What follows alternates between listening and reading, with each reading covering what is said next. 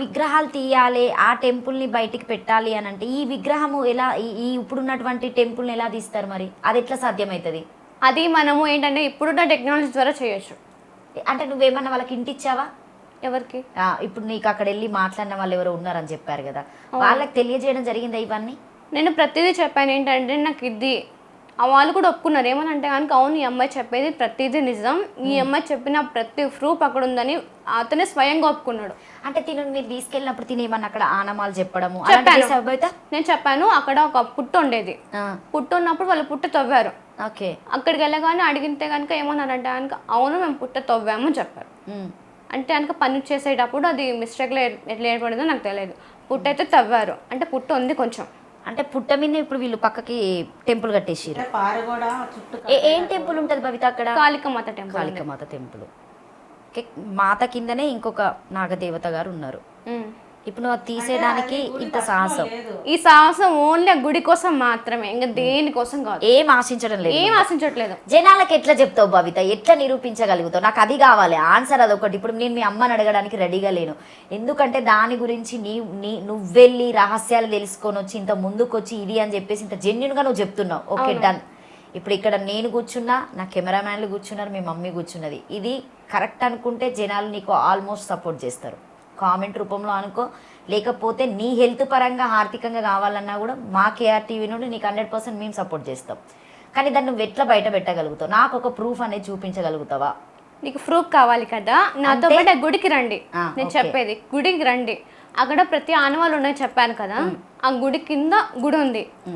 మనము అది అంటే కనుక ఇప్పుడున్న టెక్నాలజీ ద్వారా తీసి మిమ్మల్ని అంటే కనుక ఇప్పుడు ఎవరైనా నాకు సపోర్ట్ కావాలి, వాస్తవానికి ఆ గుడి తీయాలంటే కనుక నాకు సపోర్ట్ కావాలి. ఆ సపోర్ట్ వచ్చిందంటే మాత్రం 100% మీకు చూపిస్తాను. అది ఇప్పుడు నువ్వు ఇట్లా ఇస్తూనే ఉంటావు ఛానల్స్కి, నీకు సపోర్ట్ ఎవరు లేకపోతే నీ అంతటా నువ్వేమన్నా చేయడానికి రెడీగా ఉన్నా.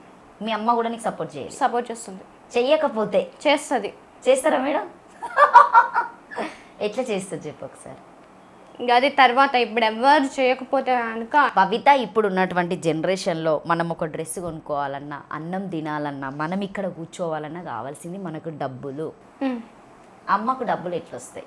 మేమేమి మరీ అంత రిచ్ పర్సన్స్ కాదు, మేము అలా అని చెప్పేసి పూర్ పర్సన్ కాదు.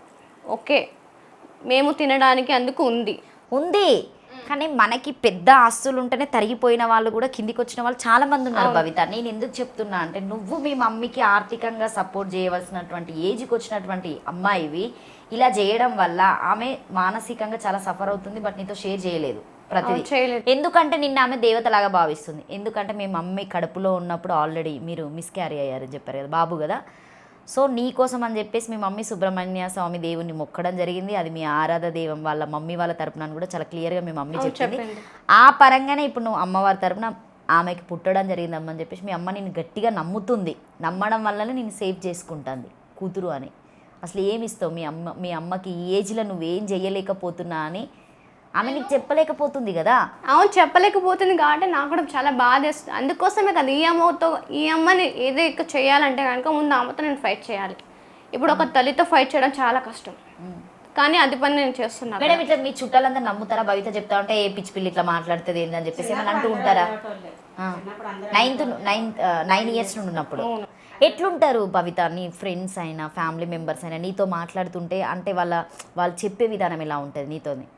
అంటే కనుక నాకు చిన్నప్పుడు ఎంతమంది ఫ్రెండ్స్ ఉన్నారో నాకు ఐడియా లేదు, బట్ పర్టికులర్గా గర్ల్సే ఉన్నారు, నాకు బాయ్స్ లేరు. బాయ్స్తో ఫ్రెండ్షిప్ చేయవసలు? చేయను. మరి నీకు ఒక సోలు అంటే ఒక పర్సన్ ఉన్నారని చెప్పేసి మొన్న ఇంటర్వ్యూలో చెప్పారు, ఏంటి అసలు అది? అది అంటే ఫస్ట్ జన్మ నుంచి అది ఉందన్నమాట. ఇప్పుడు లేరు?